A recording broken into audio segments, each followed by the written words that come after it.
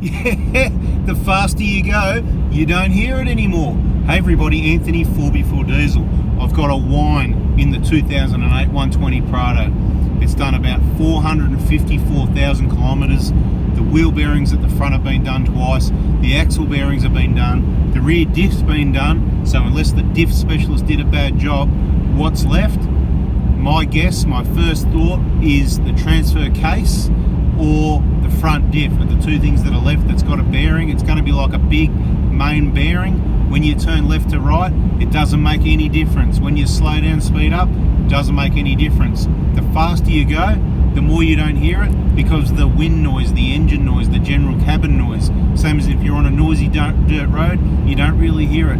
Where you hear it is on a really smooth surface. As you're slowing down, about 40 k's was the worst. That's when it started, about 2,000 kilometres ago. Yeah, that's right, 2,000 kilometres, and I'm still driving. It's going to be very difficult to diagnose, and when you're near Cape York, when that happens, you've got to start making your way back either way. So we've got a few stops, people to see, places to be on the way back. So we are quickly at the moment, slowly on the way back to the Prado Hospital, straight past Blue Water Springs Roadhouse, for those people that want to know where I am, on the GDR, Gregory Developmental Road. So 453, maybe 454,000 kilometres on the odometer. The vehicle's been really reliable. For those that don't know, we've done some big trips this year. Let's just rewind a little bit. So we've been using this vehicle since 2014 for extensive outback travel in Australia, a lot of dirt roads, a lot of places. The vehicle's been just about everywhere. It got semi-retired in 2019 when I thought it was time to try a new Prado with a different engine, because it had been 4 years, and I thought hopefully they've sorted out most of those issues. A little bit wrong, but that's not what the video's about. Anyway, we updated to January 2022, less than a couple of years later, because as you know, I wasn't happy with the gutless engine. I feel the 1KD's got more power, more torque, so I wasn't happy with the engine, and the transmission software in the 6-speed was absolutely terrible. So obviously improvement on the newer vehicle, but that's not what this video is about. Watch all the other videos if you want to know my opinion, my experience with those things. So this year the vehicle's been from Melbourne over west along the south coast in a lot of pretty precarious areas, including where the other vehicle got stuck pretty badly, and where there's been some water, dust, rough tracks, rocky stuff. A lot of really remote areas out at the Bilbunya Dunes, across to Perth, up and down the coast a bit, down to Margaret River, some beach runs, all that sort of thing, back across toward the east, including across the Simpson Desert, and then back down again. So that was obviously well over 10,000 kilometre trip. We've just done another trip up North Queensland, including a couple of weeks here and there, everywhere around Cairns, Atherton, Charters Towers, to name some of the bigger towns, that sort of area. Then another couple of weeks up to the tip and back, checking out, exploring all those side places once again, and now a little bit of exploration on the way back. I've just come out of Cobalt Gorge today, so risk it for the biscuit. I first noticed the noise, it was up, I think it was heading up or down the road to Chili Beach. So yeah, a long way from anywhere. So either way, you're going to continue driving. My experience with bearing noises like that big main bearing type noise, like what you normally hear in like when a gearbox is getting old, when it's got a lot of K's on it, got that big main bearing, a couple of big bearings, but let's say that big main one at the front, they can just get a bit noisy and then they slowly get worse. It's a wet bearing, hopefully it happens slowly. Eventually it could end up howling.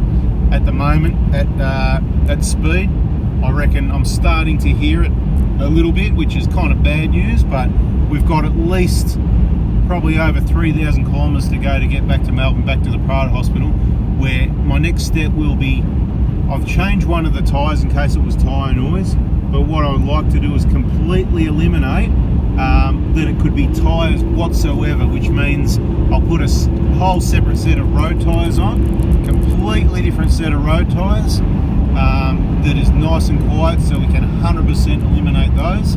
Once we've eliminated those, which I think it's not going to be tyres, we'll put the vehicle up on the hoist and we'll do some listening to some of the bearings, and after that we'll drop the oils. The vehicle's due for all the driveline oils to be done again, more or less, if for no other reason because of the kind of treatment. Remember what we said, we look after it better than most other people, but we thrash it and use it and abuse it more than a lot of other people as well. If there's a thing, if you've done the right maintenance, you should be able to use the vehicle to its design purpose, right? So what I'm saying is lots of dust, lots of mud, lots of water crossings.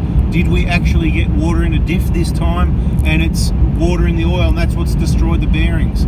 We don't know yet, okay? So stay tuned, turn the bell on, just sort of give you the update on the vehicle problem, and as planned, we should be back reopen at the Prado Hospital by about the 15th, by about the middle of August, give or take a few days, I'm not sure.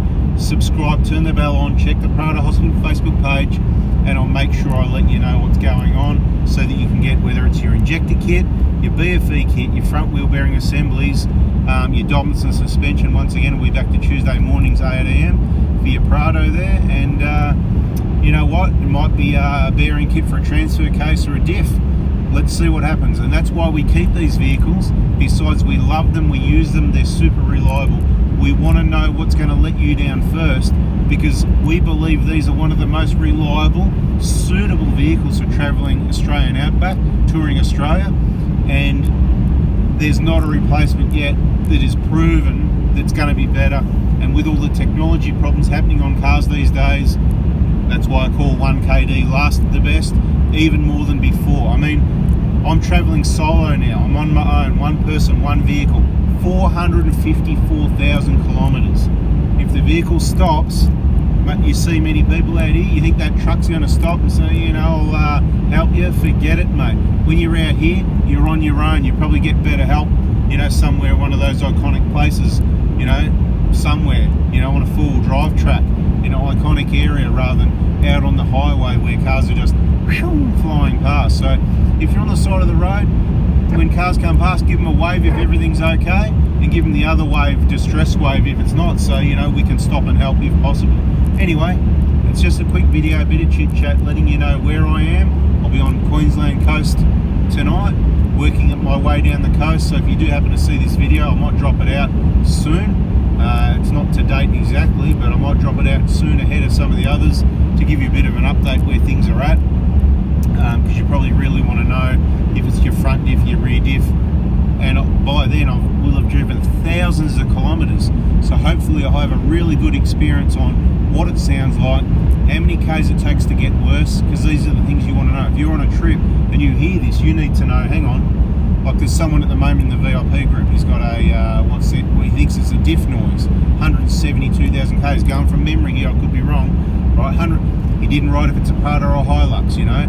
More information please people, our Facebooks are there to help you, but I can only help, and people are going to be able to help better if you tell us the year, the make, the model, auto, manual, what tyres have you got, when were your wheel bearings replaced, front and rear, how many kilometres has the vehicle done, how does it get used, mainly highway use, does it go a lot on tracks, has it been parked in bog holes, is it every weekend, and we can have a bloody better guess at what's going to be wrong with the vehicle. So this one, limited information, 172k, he's got the car jacked up, running it, sounds like the rear diff in the video, but you can never tell from videos. Get your stethoscope, get your screwdriver, get whatever it is you're going to stick against your ear onto those bearing areas and have a listen. But they can sound very noisy, as I said in other videos, they can sound really noisy. So you can't guarantee from listening that that's going to be the component. We don't want you replacing the wrong components. Turning left, baby, turning left onto Harvey Range Road, which is the shortcut out to Townsville, because we're going to be out on the coast, as I said, so we'll get going up this road. And just really wanted to save you money, because if you haven't replaced your wheel bearings, this is the way I think about it, right? It's a no-brainer. Now, you've done 172,000 Ks.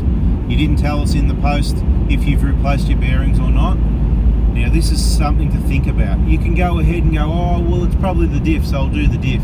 It's going to be more work, it's going to be expensive, might not fix your problem, right? We have never heard a bearing in a diff or a transfer case so far, thus far, whatever you want to call it, right?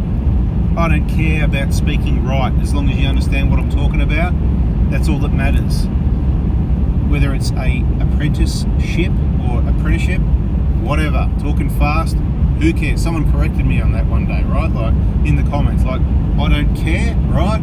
Say thank you for the information. Thank you for helping me, Anthony. Just put that in the comment. If you don't like the channel, if you don't like the info, that was someone's lid off their plastic box. Anyway, if you don't like it, move on, people. Anyway, last but not least, what I'm trying to say is wheel bearings and axle bearings are something that we know are going to fail sooner or later. So if your vehicle or my vehicle had done 172k and you thought it was the diff, I would highly recommend you do the axle bearings first, even though you might be going in there twice, even though you might think you're sure that's what it is, and you might be right. But the odds are, from my experience for over 10 years on Protos and Hiluxes, that it's going to be a wheel bearing or an axle bearing, okay? So check for playing the bearings. Quite often you're not going to see any, like if you've been watching our videos recently, no playing those two bearings. You can't drive down the road and go left or right. Again, I've been doing this over 10 years. It doesn't work in these vehicles. There's two big bearings each side, and when you load it up and unload it, it starts and stops the noise. It's not telling you which side of the vehicle it's on. You would need some other specialised equipment that you could mount to measure on each side of the vehicle, and I'm sure you can get something like that, but I don't stuff around. I just replace both sides. Thank you, right? Keep it simple, stupid. You know, the old KISS. Keep it simple, stupid. Right now, keep it simple. So you got a Hilux 170, it's probably 10 years old.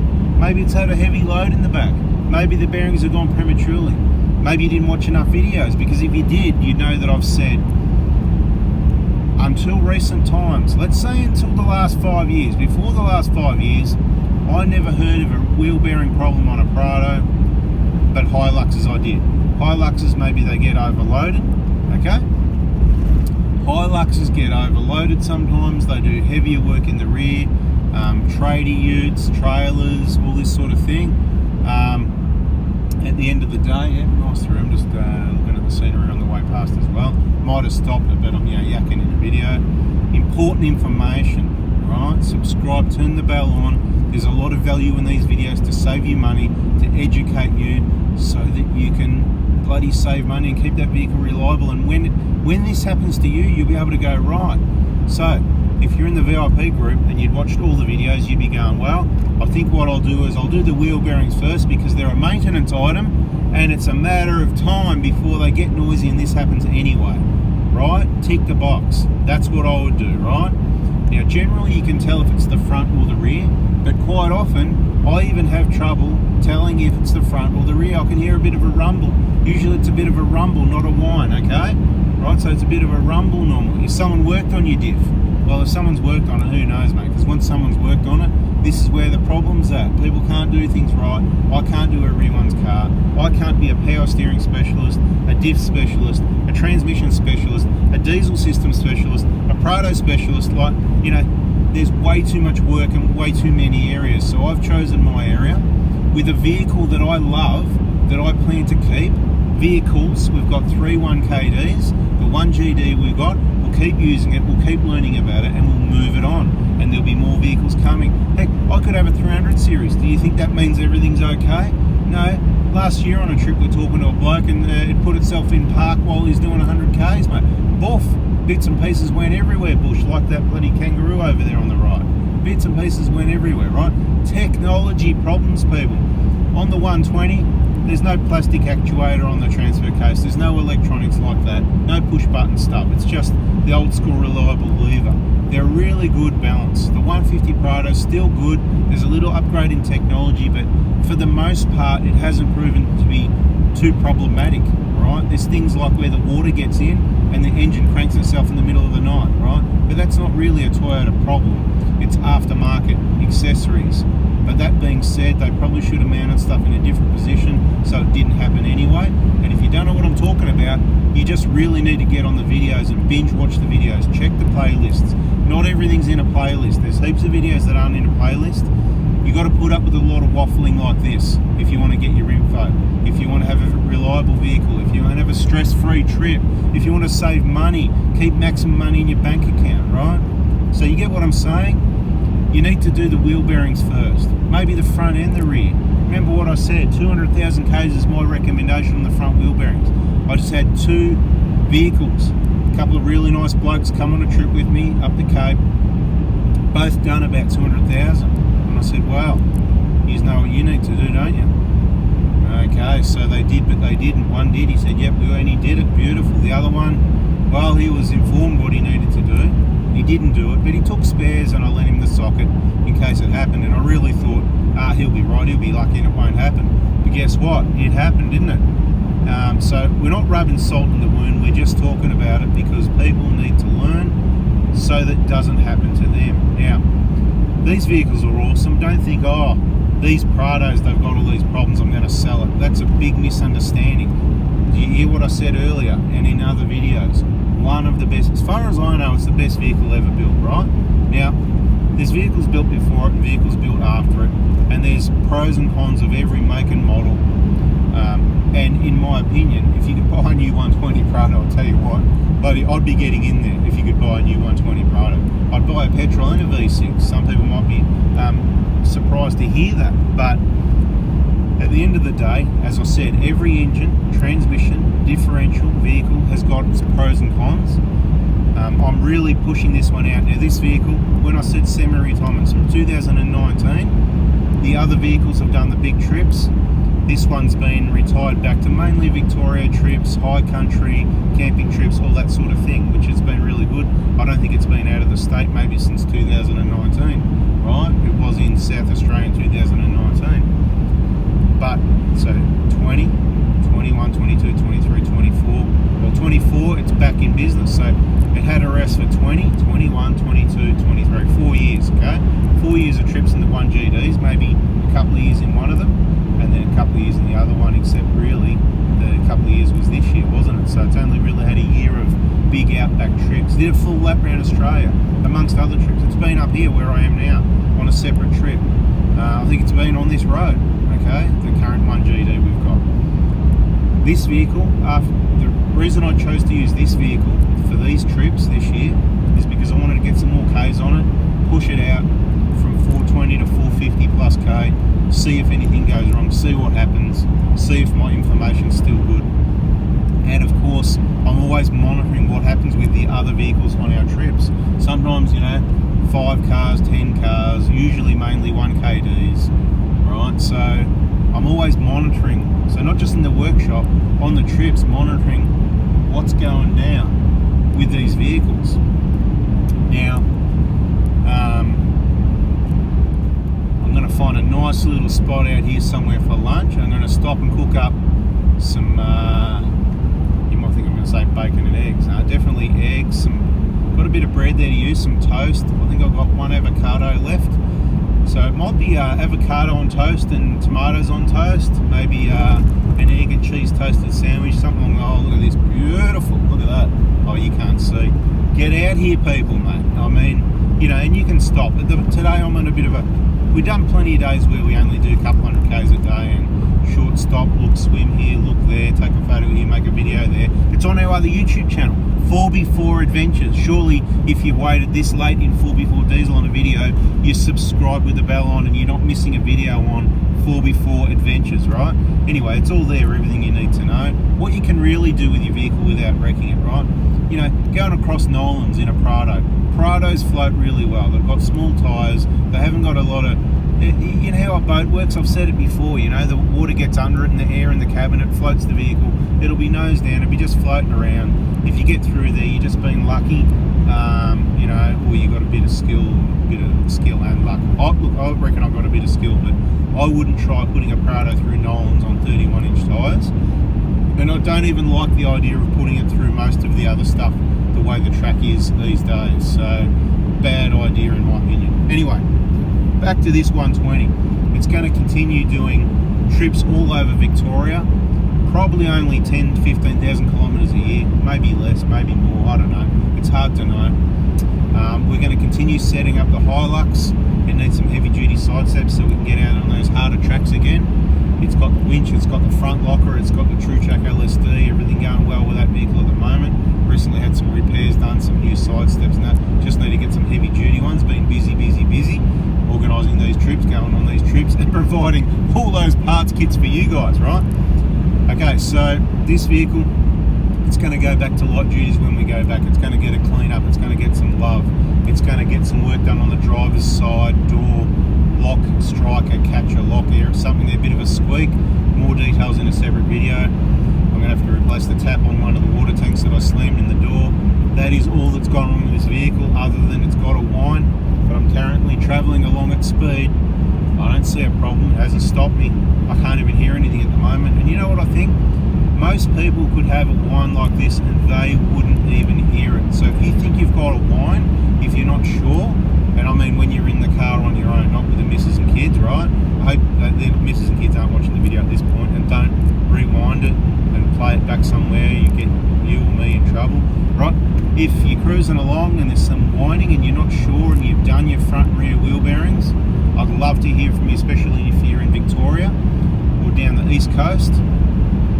The East Coast would need to be quick, like I'd come in and see you on the way past and have a listen to it, but not tyres. We want to make sure tyres are eliminated, front and rear wheel bearings eliminated. Any other whining, I'm interested in learning about and finding out more about it so I can help you all with the information. Once we get to the bottom of it, like we always do, we always get to the bottom of it, and if we don't get to the bottom of it, it's because it only happened once and we don't need to get to the bottom of it, or it only happened 5 out of a million. It just doesn't matter. But if something is happening, we need to get to the bottom of it. So this one will get parked up.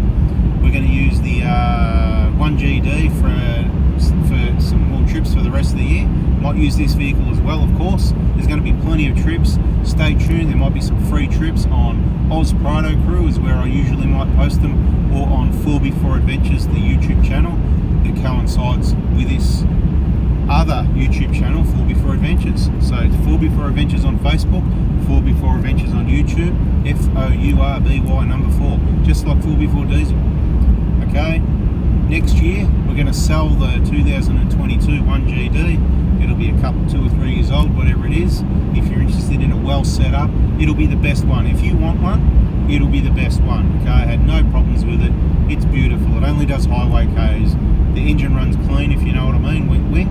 100% clean. And highway Ks. The car, if you don't open that door on that car and go, hang on, is this new? Has it ever been driven? Then I'm a monkey's uncle. So it's clean, it's new, mechanically awesome. If you want one, if you want an upgrade, it's the best one you're going to find. Stay in touch with me, shoot me a text message, let me know you're interested. I'm flexible on sale date. It can be whenever, really, in 2024, probably not 2025, more likely. But you know, we can make it work if you really want it. If there's accessories in it that you don't want, I'll take them out, and you know, we'll adjust the price accordingly. The price will be fair. We've already had offers on it currently of 61 without any accessories, so that's where it's at. And then you got the accessories on it. It's about 20 grand worth retail, so let's say about 10 grand worth, but some of it will come out. So a few more Ks and a bit of age, it's probably going to be 60, 65 grand, something like that. But who knows, who cares? Whatever the market price is at the time, whatever the fair price is. Then what are we going to replace it with? Well, that's a very good question. We are waiting to see the new Prado. I won't be purchasing a hybrid diesel of any type. I won't even, is it bloody big, was that? Quite a few big wild boars, big black pigs on the side of the road, lots of them. So I have seen them barreling across the road in front of me as well, a bit further up the road luckily. They go across the road pretty quick, the pigs, so watch out for them, because when you hit them, it's probably going to do some damage. Plenty of cows around out here too. This is the sort of information you're going to find on 4B4 Adventures, but trying to keep it separate. But 4B4 Diesel, it is still 4B4s, so we're talking 4B4 stuff.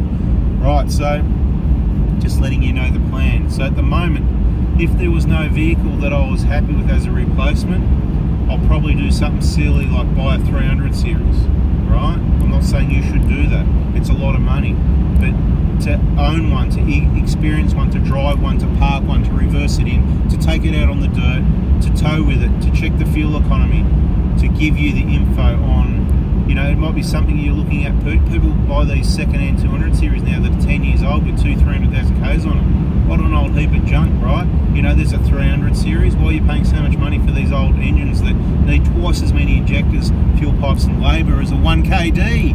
And they don't drive as well, they're noisy, they're just all fan noise. Ooh, ooh, I hear them all the time for years. Anyway, whatever.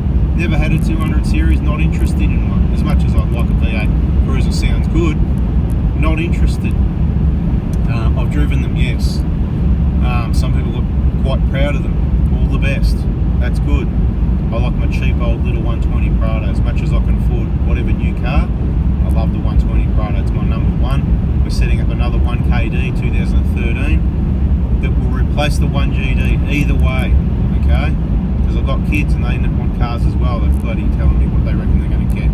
Anyway, so if I get a 300 series, that's because there's no petrol hybrid Prado. Now, a lot of different opinions on electric cars and hybrids and petrols and diesels and whatever, and that's fine. You can have a different opinion. It's just a different understanding. We have a hybrid Corolla. The thing's awesome. Toyota have been making hybrid petrol hybrids for over another set of flashing lights. Something went on down the road because that's the second one. Police went first. Now we've got the Ambos. There was someone driving fast too, so I don't know what's going on there. But they've got a distance to go, mate. Don't let anything happen to you out here, mate. It's a long way. You're going to be waiting for help. Make sure you're in good health. And you'll be in good health if you do this stuff and you travel and you're happy and you walk and you eat healthy. Remember what I said? Avocado, tomatoes, you know, stuff like that. I didn't say bacon and eggs, did I? I didn't say steak sandwich or hamburger. I'm going to stop at Macca's. As much as these things happen sometimes, because you know what? You got to live. But, mate, exercise, water, less alcohol. You know, all this alcohol, smoking, it's all bad for you. You know, you don't want to hear it, do you? Well, you get that. I just wonder who's still around to the end, because I was planning a quick video, but you know what? Sometimes you think I'd talk. You should have seen these couple of guys on the tools the other day. Check out my channel, Full Before Adventures. Check out, they'll be coming out soon. They won't be out yet. They'll be after the Cape trip comes out. There's a couple of blokes, a couple of tour guides in a couple of different areas. Mate, you think I can talk? You should hear these guys, mate. They can talk just as good or better than me. Anyway, if there's a nice petrol hybrid, as much as I don't like the look of the Prado, and I'm not saying it's okay, I'll buy a hybrid, petrol hybrid. Toyota have been doing it for 20 years, that's what I'm saying. They're reliable, they're awesome. They're nickel metal hydride batteries, they're not bloody lithium, right? They're pretty cheap, you know, the Corolla's 30 grand, whatever it is, right? You know, the whole range is petrol hybrid. It's a balance. You got a torquey electric motor, you got EV, sort of EV mode. A plug-in and better EV mode would be good, Toyota. But I think it's a good balance. I've always liked petrol engines. You'll be able to get your torque out of the electric motor for diesel down the hills much better than petrol and diesel. Okay? Do you want me to say it again? Yes.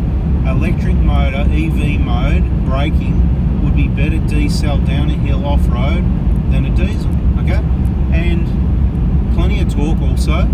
Quiet and smooth. The engine mainly runs as a generator to recharge your battery. Unless you put the foot down, then it couples up with the electric motor and the petrol together, and it spools up, no turbo, and whew, it's gone, mate. Right? That's how the current proper hybrids work. You don't want to stop-start diesel.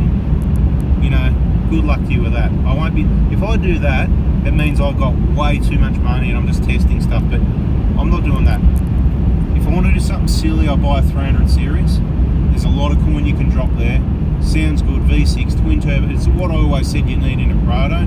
And obviously we've only heard good things about them. And guess what, people? I've got spare cars. So if something does happen, like it puts itself into park at highway speed, like driving along here, I've got my RAC top level cover.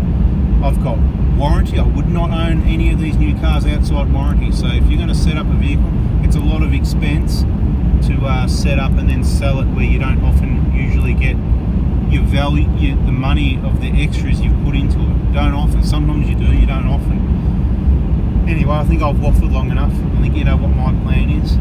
I don't think you can hear a whining bearing, can you? I'll try and make a video of it if it gets louder at lower speed. I will make a video of testing, checking, trying to work out what it is. Probably a number of videos. There's a heap of more videos coming, so subscribe, turn the bell on. I think I've talked enough, haven't I? Let me know in the comments. How long did I bloody talk for? How many words was it? Word count?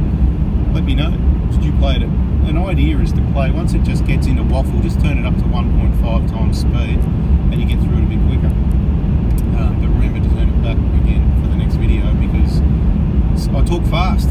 Sometimes I talk fast, I talk really fast because I'm trying to make the video short, so I really need to talk fast and get the information out, get the video done. Otherwise people are complaining, oh, the video is too long, you've got to get to 8 minutes before you get to the point. All you need to know is the talk spec was 105 newton meters, that was at 8 minutes and 12 seconds, right?